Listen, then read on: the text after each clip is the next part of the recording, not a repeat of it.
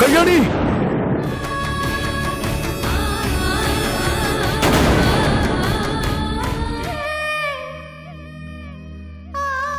అమ్మా కళ్యాణి, నీకేం కాలేదుగా?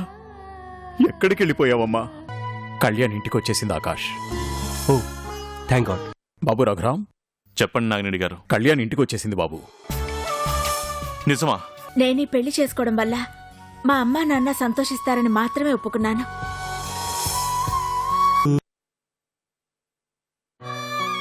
అమ్మని తీసుకుని కొన్నాళ్ళు ఊరెళ్ళండి నాన్న.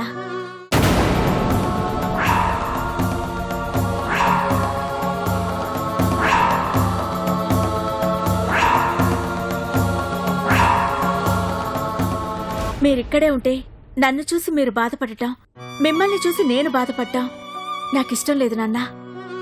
మళ్ళీ ఆ పాత జీవితం నాకొద్దు నాన్న. అందుకే చెప్తున్నాను, మీరు ఊరెళ్ళిపోండి నాన్న. మావయ్య, నువ్వు వీళ్ళకి తోడుగా వెళ్ళు.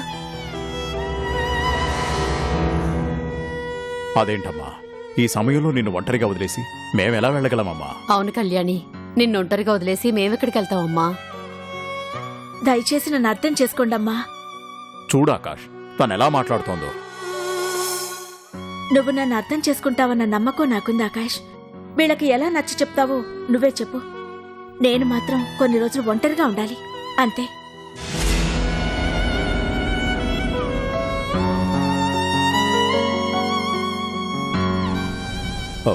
అదేంటి ఆకాష్, అది అలా మాట్లాడుతోంది?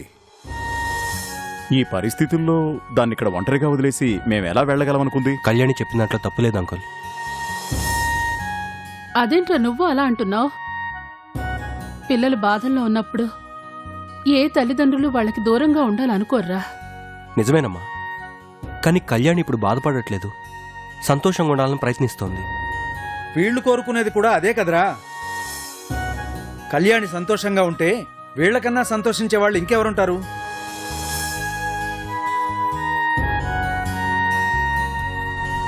కళ్యాణి మెంటల్గా చాలా డిస్టర్బ్ అయింది నాన్న. దాని నుంచి బయటపడటానికి ఒక కొత్త వాతావరణం కోరుకుంటోంది. వీళ్ళు ఉండటం వల్ల తనకి ఇబ్బంది అని కాదు, కానీ బాధను దాచుకొని బయటికి సంతోషంగా ఉండటం ఏ తల్లిదండ్రుల వల్ల కాదు. కళ్యాణి చూసినప్పుడల్లా వీళ్ళకి జరిగింది గుర్తొస్తూనే ఉంటుంది. వీళ్ళు తన గురించి బాధపడుతుంటే కళ్యాణి సంతోషంగా ఉండలేదు.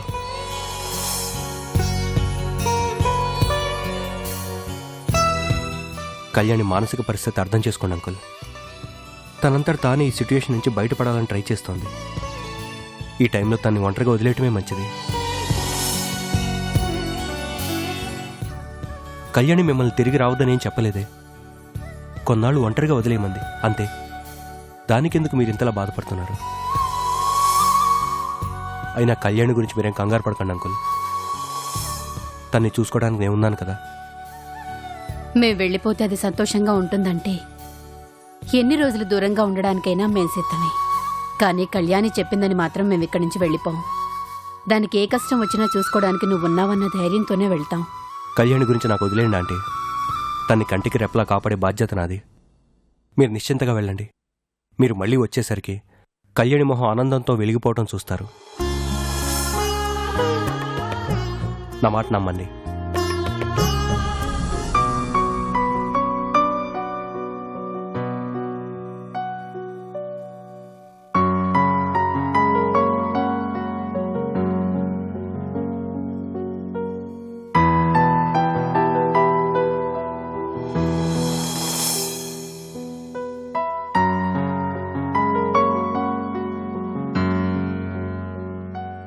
కళ్యాణి గారు, ఏమండి ఏమండి, కళ్యాణి గారు వచ్చారు, ఒకసారి కిందికి రండి.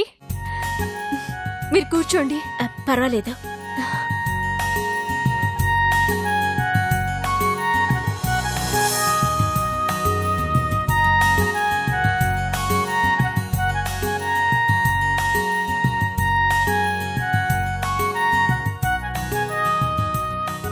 కళ్యాణి,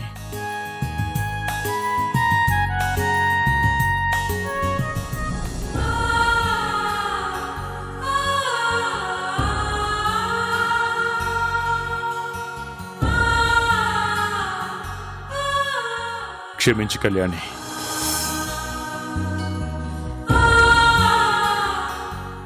మరోసారి నీ బాధకి కారణమయ్యాను. క్షమాపణ అడగాల్సింది నేను రఘురాం గారు.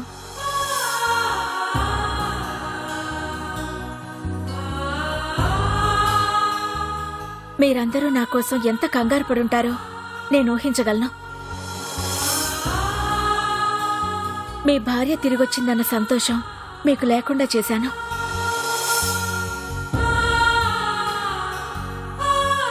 సారీ. ప్రాణంగా ప్రేమించిన భర్త కోసం మృత్యువును జయించి వచ్చిన మీకు మనశ్శాంతి లేకుండా చేశాను. అయ్యో, అవే మాట్లాడండి. నిజానికి నేనే మీ అందరి ప్రశాంతతకి భంగం కలిగించాను. నేను రాకుండా ఉంటేనే బాగుండేది. లేదండి, మీరు రావడం మంచిదైంది. మా పెళ్లి జరిగిన తర్వాత మీరు బ్రతికే ఉన్నారని తెలిస్తే అదింకా నరకంగా ఉండేది.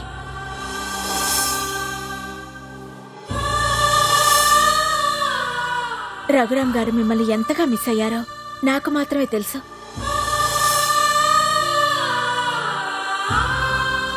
కన్నవాళ్ళని సంతోషపెట్టడానికే మేమీ పెళ్లికి సిద్ధమయ్యాం, కానీ కట్టుకున్న వాళ్ళని మర్చిపోయి కాదు.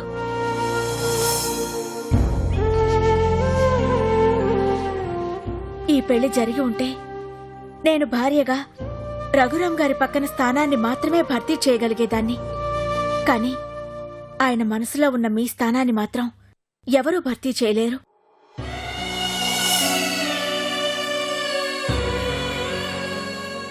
అంత గొప్ప స్థానాన్ని సంపాదించుకున్నారు కాబట్టే మీకు ఆ దేవుడు పునర్జన్మ ప్రసాదించి జరిగే విపత్తుని ఆపగలిగాడు.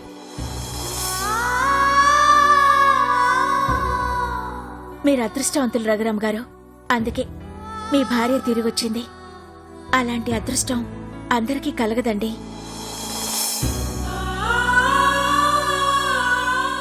మీరు నలుగురి మంచి కోరేవారు, నలుగురు సంతోషంగా ఉండాలని కోరుకునేవారు. ఎదుటివారి సౌఖ్యం కోసం ఎంతటి కఠినమైన నిర్ణయమైనా తీసుకోగలిగే శక్తి మీకుంది. అది మిమ్మల్ని బాధ పెట్టినా పర్వాలేదనుకుని ఇంకొకరి బాధ తీర్చగలిగే గొప్ప గుణం మీది. అది అబద్ధం కళ్యాణి.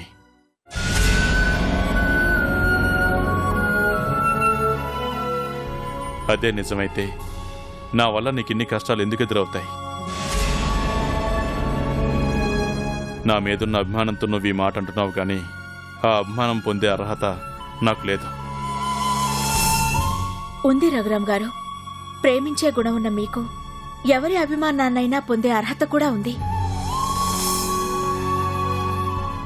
నాకు అన్యాయం జరిగిందని మీరెందుకు అనుకుంటున్నారు?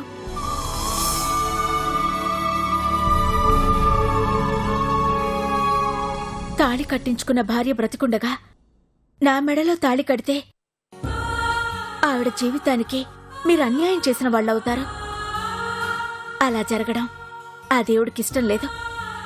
అందుకే మీకే మాట రాకూడదని ఈ పెళ్లి ఆగిపోయేలా చేశాడు.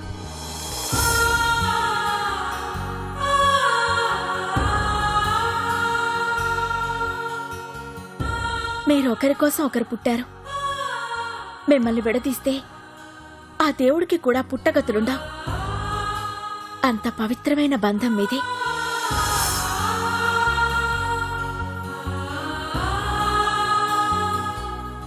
మీ ఇద్దరి కలయిక ప్రశాంతంగా సాగాలి. ఆ ప్రశాంతతకి అడ్డు రావడం నాకిష్టం లేదు. నా జీవితంలో ఇంకో పెళ్లికి తావులేదని నాకు తెలుసు. తెలిసి కూడా తప్పటడుగు వేశాను. అందుకే ఇలా జరిగింది. అంతేకాని దీనికి ఇంకెవ్వరూ కారణం కాదు.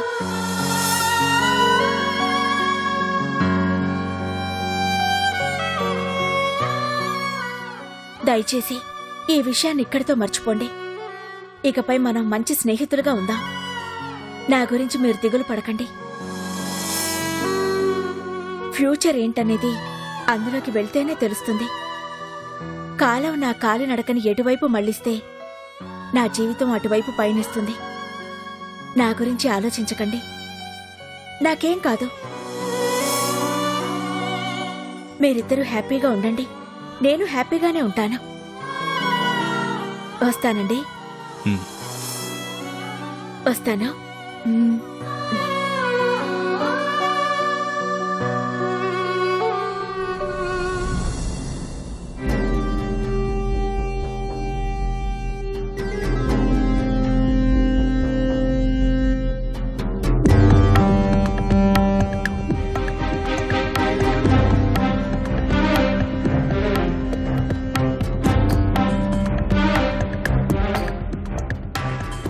కళ్యాణి సేఫ్గా ఇంటికి తిరిగి వచ్చింది.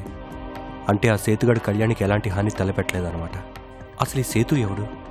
ఎందుకు కళ్యాణిని చంపాలనుకుంటున్నాడు? వీరబాబును బ్లాక్మెయిల్ చేసి కళ్యాణిని తన ఇంటి వరకు రప్పించుకున్నాడంటే ఇది కేవలం వాడి పని కాదు. దీని వెనకాల ఖచ్చితంగా ఇంకెవరిదో హస్తం ఉండే ఉంటుంది. కళ్యాణిని చంపడానికి వాడు కళ్యాణ మండపంలోకి వచ్చే ధైర్యం చేశాడంటే ఇకపై కళ్యాణి ఆ ఇంట్లో ఒంటరిగా ఉండబోతోందని తెలిస్తే ఖచ్చితంగా మళ్ళీ అటాక్ చేస్తాడు. నో, కళ్యాణికి వాడి వల్ల ఎలాంటి ప్రమాదం జరగడానికి వీల్లేదు. వెంటనే వాడిని పట్టుకోవాలి. ఇదంతా ఎవరు చేస్తున్నారో, ఎందుకు చేస్తున్నారో తెలుసుకోవాలి. కానీ ఎలా? వాడిప్పుడు ఎక్కడ ఉంటాడో తెలియదు. ఎలా వాడిని పట్టుకునేది? ఈ టైంలో నేను ఒక్కడనే వాడి గురించి వెతకడం కరెక్ట్ కాదు. ఎందుకైనా మంచిది రఘురామ్ గారి హెల్ప్ తీసుకోవడం మంచిది.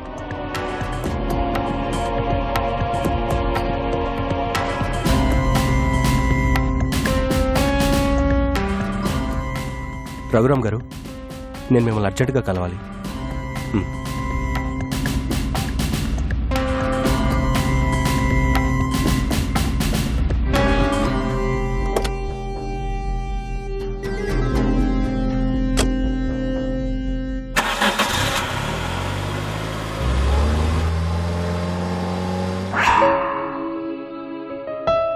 ఆకాష్, నేను మీ దగ్గర ఓ విషయం దాచాను రఘురామ్ గారు. దేని గురించి ఆకాష్? కళ్యాణి గురించి. కళ్యాణి గురించా? ఏంటి ఆకాష్ అది? కళ్యాణి ప్రమాదంలో ఉంది రఘురామ్ గారు. కళ్యాణి ప్రమాదంలో ఉందా? ఏంటి ఆకాష్ నువ్వనేది? నువ్వు చెప్పేది నాకు అర్థం కావట్లేదు. నాకు అదే అర్థం కావట్లేదు. కానీ తన వెనకాల ఏదో జరుగుతోంది. ఎవరో కళ్యాణిని చంపాలని చూస్తున్నారు. కళ్యాణి చంపడం ఏంటి ఆకాష్? ఆ అవసరం ఎవరికుంటుంది? నాకు తెలిసి కళ్యాణికి శత్రువులు ఎవరూ లేరు. ఎవరే ఉంటారు ఆకాష్? తెలియడం లేదు రఘురామ్ గారు. కానీ ఏదో పెద్ద కారణమే ఉంది. చంపేంత రీజన్ ఎవరికుంటుంది ఆకాష్? తను ఎవరికి అన్యాయం చేయలేదే. ఇంతకీ ఎవరు ఆకాష్ వాళ్ళు? నేను ప్రయత్నిస్తూనే ఉన్నాను రఘురామ్ గారు. కానీ ఒక్క విషయం మాత్రం అర్థమైంది. కళ్యాణిని చంపాలనుకున్నవాడు ప్రతి క్షణం కళ్యాణిని గమనిస్తూనే ఉన్నాడు. తన ప్రతి అడుగుని ఫాలో చేస్తూనే ఉన్నాడు.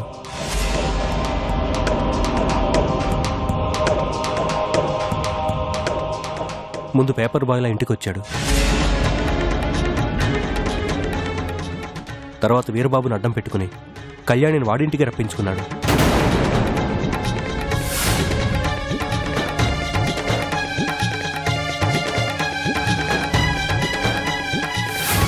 కళ్యాణిని లేపేనికి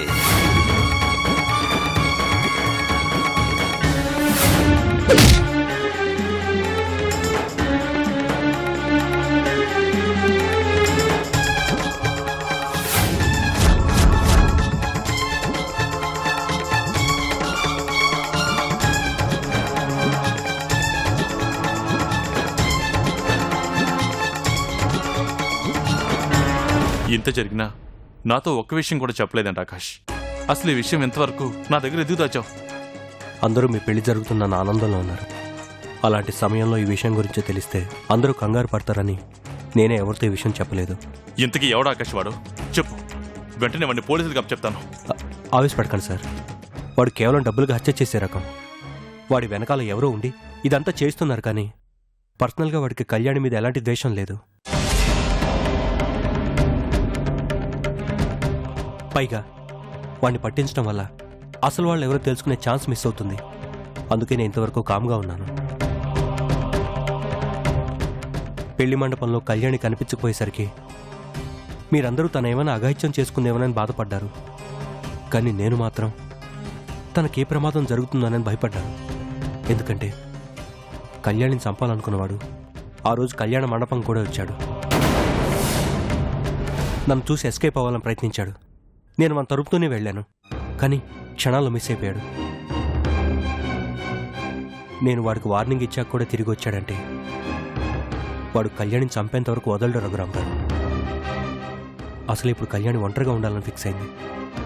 ఈ అవకాశాన్ని వాడు అదునుగా తీసుకుని ఏం చేయటానికైనా వెనకాడ్డు.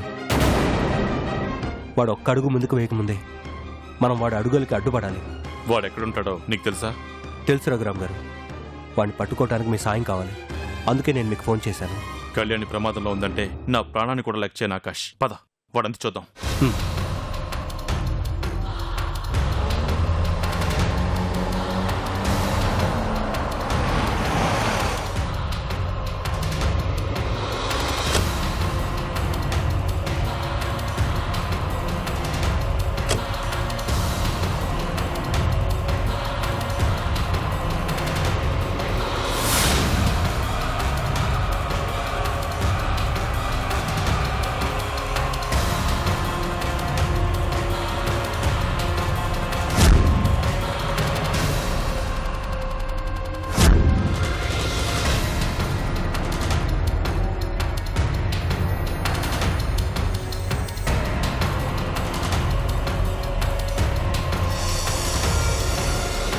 తాళం వేసింది.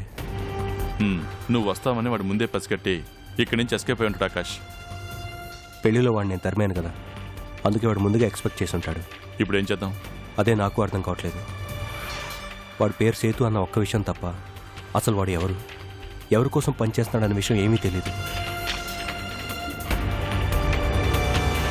కానీ వాడిని వీలైనంత త్వరగా పట్టుకోవాలి, లేకపోతే కళ్యాణి ప్రాణానికి ప్రమాదం.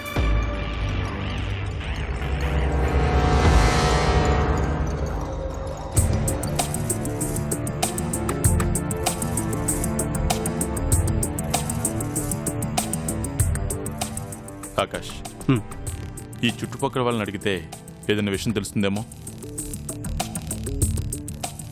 సార్, ఎవరు సార్ మీరు?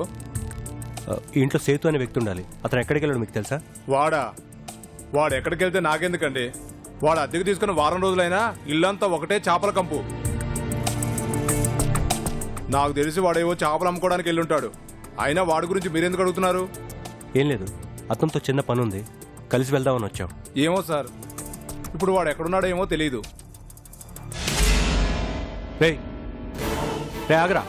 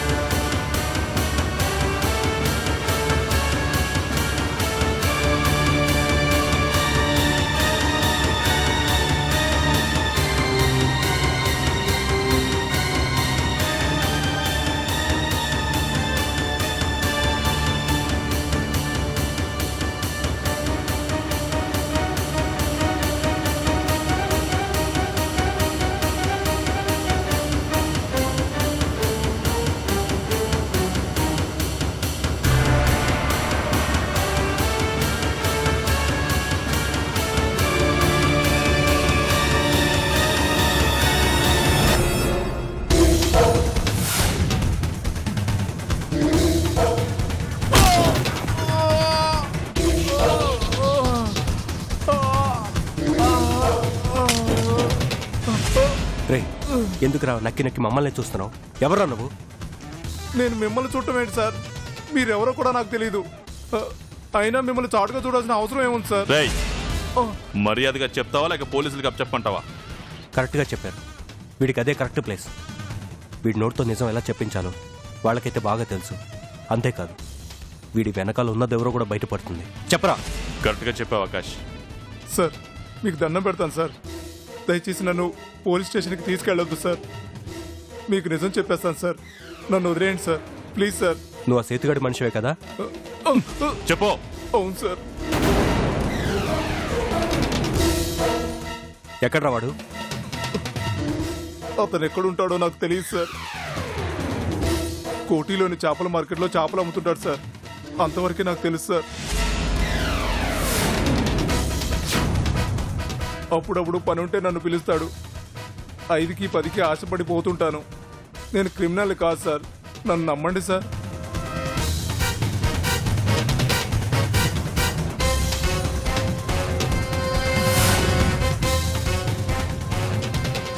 రే, నువ్వు ఇచ్చిన ఇన్ఫర్మేషన్ ఏమాత్రం తప్పైనా నువ్వు ప్రాణాలతో ఉండవు.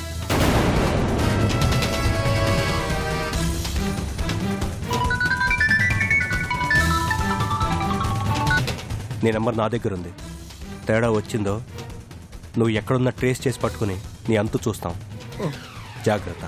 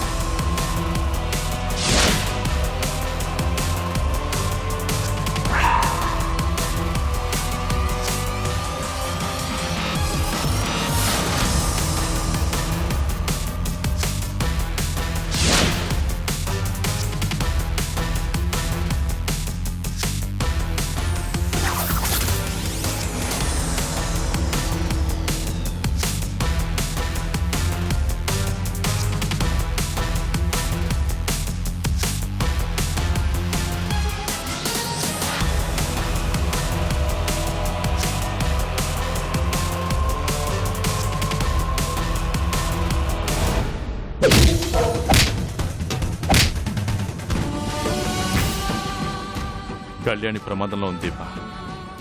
తనను ఒకటి చంపాలని చూస్తున్నాడు.